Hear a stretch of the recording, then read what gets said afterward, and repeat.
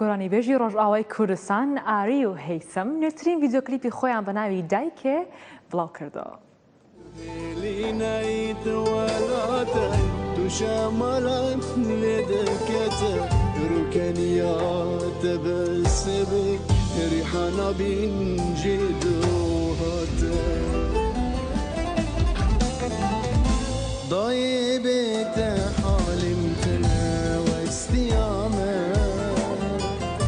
ئەم گۆرانیە لە ئاوازی هەیسەم بەرچۆ لە تێکستی پەرێشان و کاری دەرهێنانی ڤیدیۆکلیپەکەش لەلایەن جوان سەیدۆوە جێبەجێ کراوە.